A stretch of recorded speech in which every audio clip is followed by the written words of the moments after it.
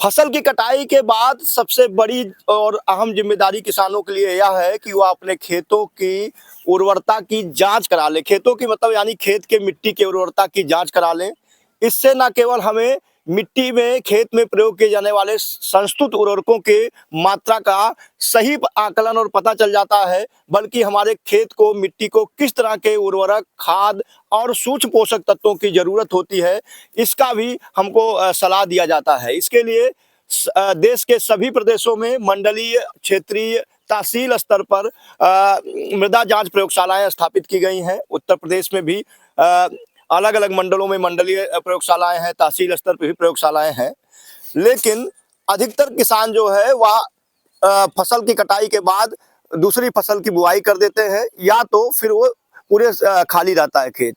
तो जरूरी है कि जैसे ही खेत से फसल की कटाई हो जाए, चाहे गेहूं की कटाई हो, चाहे सरसों की कटाई हो, किसी तरह के फसल की कटाई हो जाए, तो हमारी सबसे पहली जिम्मेदारी है कि हम सही दिशा निर्देशों का पालन करते हुए मिट्टी के नमूने लें और उस नमूने को सही तरीके से प्रयोगशाला तक, मृदा जांच प्रयोगशाला तक पहुंचाएं।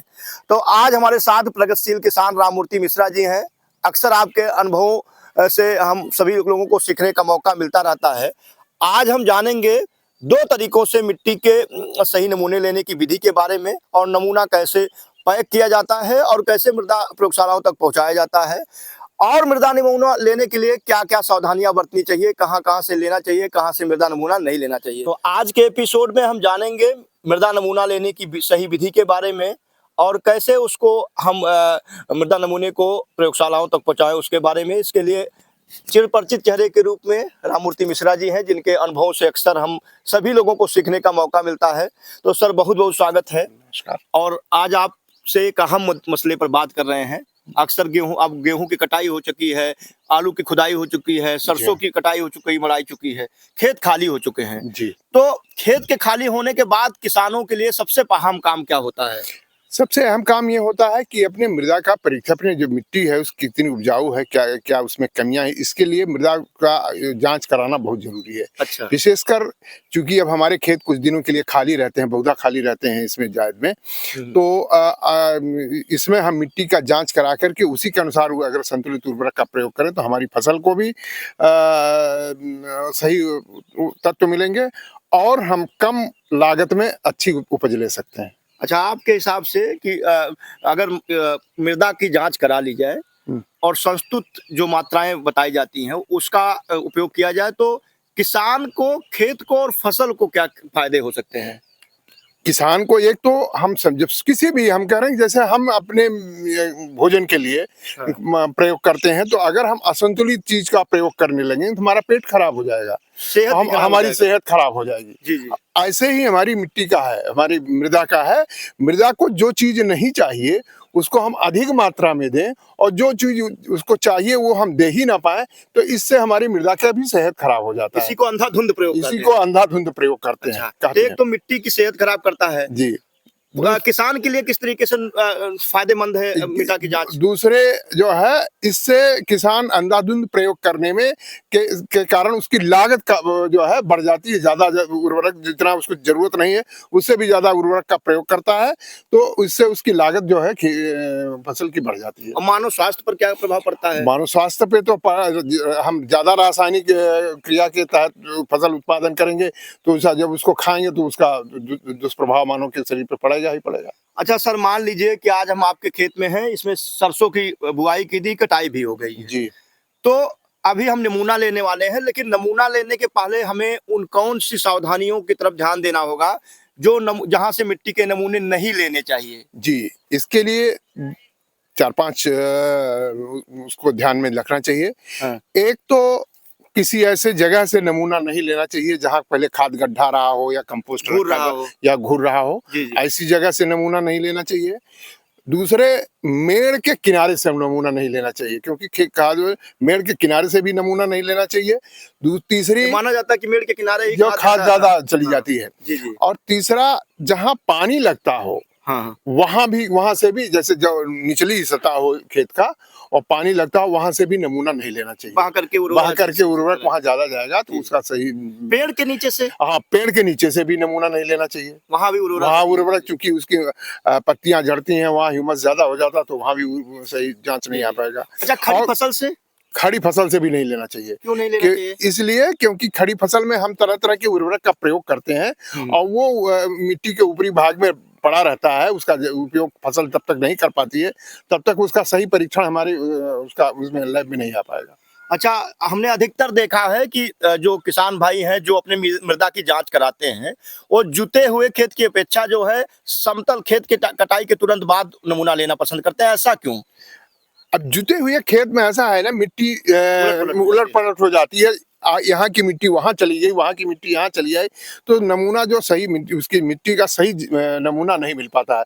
इसकी एक इसका कोड ऑफ वो है, जिसके नियम है, हाँ। जिसके तहत जब हम लेंगे तभी वो मिट्टी का सही नमूना आ पाता है। तो अब हम सोच रहे हैं कि उस नियम का फॉलो करते हुए मिट्टी कैसे निकाली जाएगी, उसको इसके लिए कम से कम एक प्लाट का में 6-7-8 जगह से, 7-8 जगह से, हाँ, कम से कम प्लाट की लंबाई चौड़ाई के हिसाब से 7-8 जगह ऐसी जगह चिन्हित करनी चाहिए जो मेड़ के किनारे ना हो, जहाँ खाद गड्ढा ना हो, जो आपने शुरू में बताई। जी उसको तिरछा भी हो सकता है जगह। हाँ, तिरछा भी हो सकता है, कहीं से भी ले सकते हैं। अच्छा, उसके लिए सबसे पहले यह है कि जहाँ से हमें नमूना लेना है, हाँ, उसके ऊपर से खरपतवार हम हटा दें। चलिए, वो प्रक्रिया भी हम लोग पूरी कर लेते हैं। अभी आपके हाथ में खुरपा मैंने देखा था, खुरपा था, कुदाल थी, तो उसके जरिए हम लोग साफ करते हैं। हम साफ करते हैं। जी, जैसे ये है ना, हाँ, ये हम इसको जो है काट करके समतल कर बैठ जाते हैं हम लोग।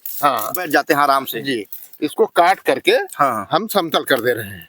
तो अभी हम वी आकार का लेने वाले हैं, किस तरह से लेने वाले हैं? जैसे इसमें दो तरह का, दोनों का हम बात करेंगे। पहले आज वी आकार का। वी आकार का इसको पहले हमने साफ कर दिया, बराबर ये समतल हो गया। जी। अब वी आकार का जो है, इसको कुदाल यहाँ है। हाँ, जो है कितने सेंटीमीटर गहराई में खोदा जाएगा? ये 15 सेंटीमीटर, 6 इंच के कम से कम गहरा होना चाहिए। चलिए खुदाई कर लेते हैं। हाँ, और 4 इंच की चौड़ाई होनी चाहिए। तो पहले वी आकार का कर रहे हैं, तो वी आकार का ही कर लेते हैं। चलिए ठीक है, पहले हम अपने इसी से कर दे रहे हैं। देखिए, वी आकार का शेप बना। हाँ, वी आकार का हम अपनी खुरपी से ही कर ले रहे हैं। ऐसे जो है ये कम से कम 4 इंच का ये हो।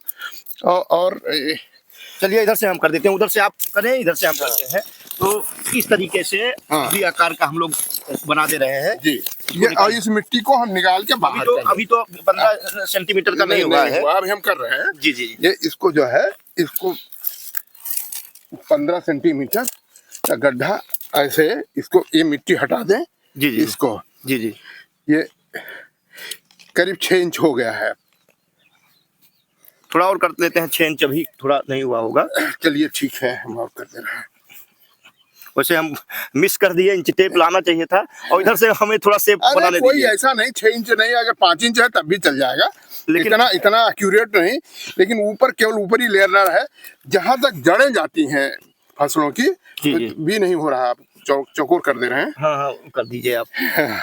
चलिए, जो है, अब मान लीजिए आपने वी आकार का गड्ढा 15 सेंटीमीटर 6 इंच का बना दिया। ये 6 इंच का हमने बना दिया। ये अच्छा, अब मिट्टी कैसे निकालेंगे यहाँ? अब मिट्टी इसके निकालने का तरीका ये है कि कम से कम 1-1 इंच 2 बार। अच्छा। ये दीवार से, इस दीवार से। अच्छा, तो चलिए निकालते हैं। ये ऐसे इसको जो है, जी, और इस तरह से जी। ये मिट्टी ये आ गई, और इसी तरह से इधर से भी।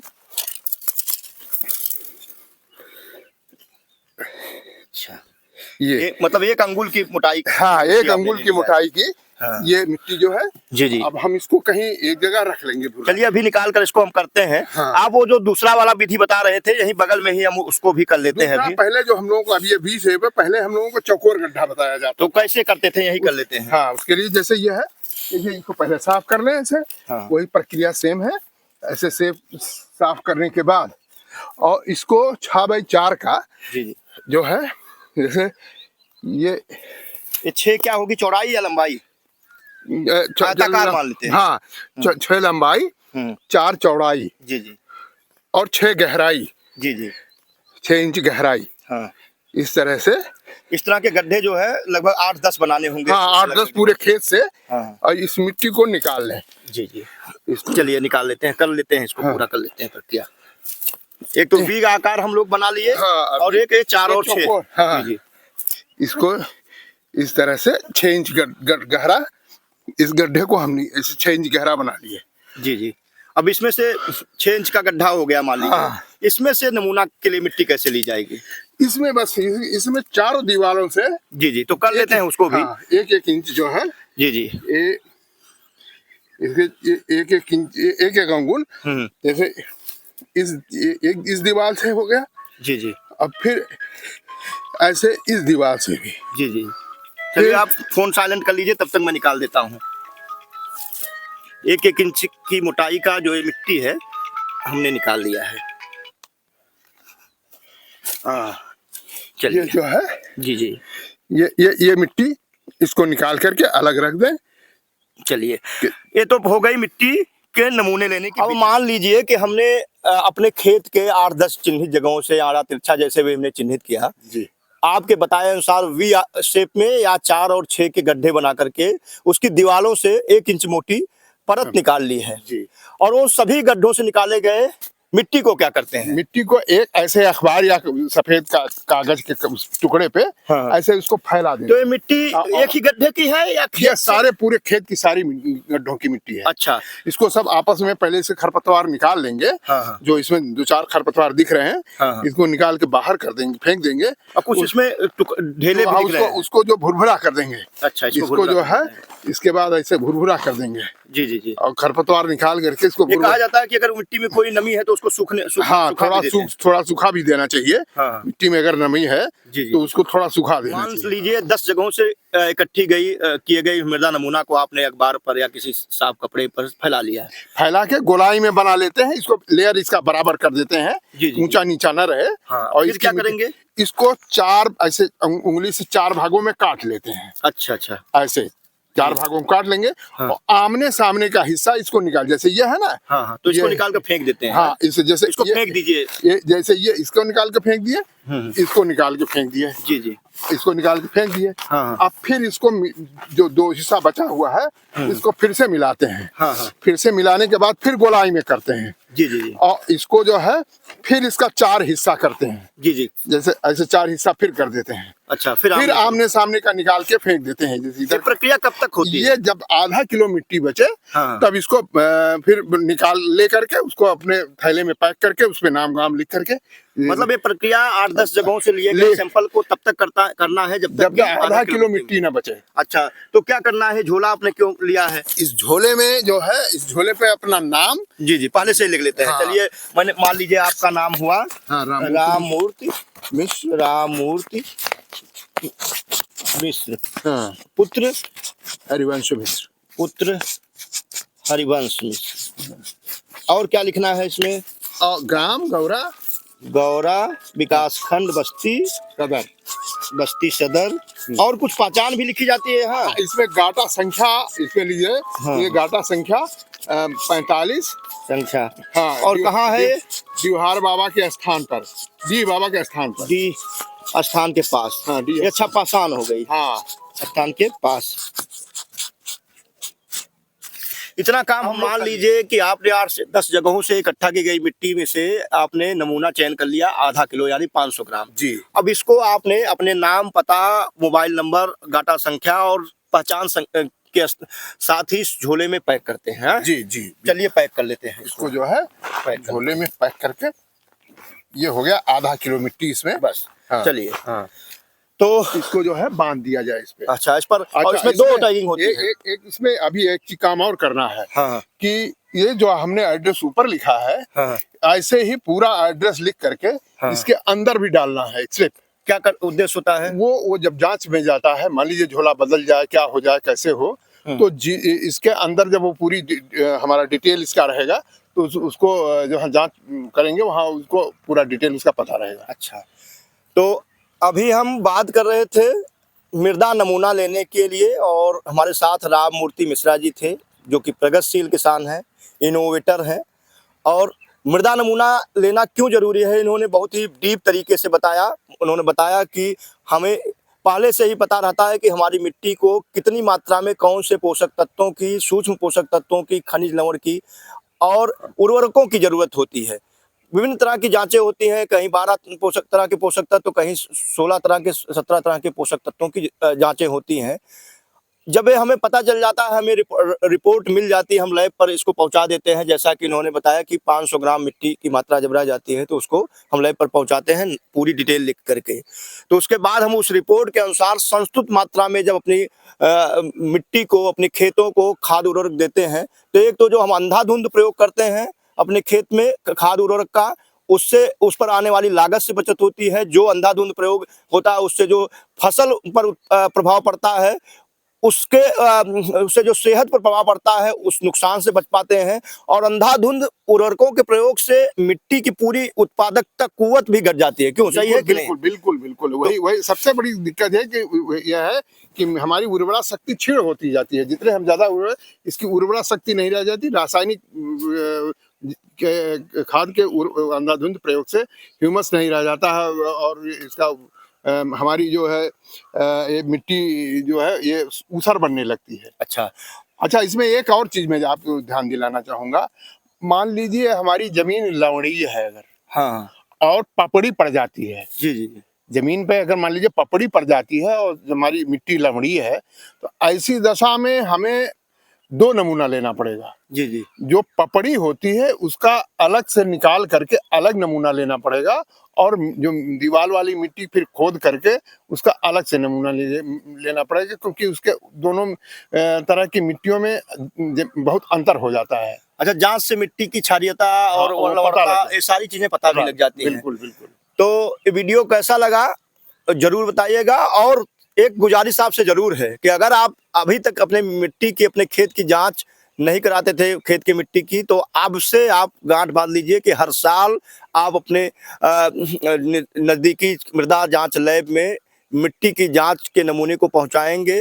वहां से जो आपको रिपोर्ट मिलेगी, जो संस्तुत मात्राएं आपको बताई जाएंगे, उस हिसाब से आप उर्वरकों का प्रयोग करेंगे। इससे आप अपनी लागत में तो कमी लाएंगे ही, लोग जो आपके उपजाए हुए अनाज उत्पादों का प्रयोग करेंगे उनके सेहत को भी लाभ पहुंचेगा।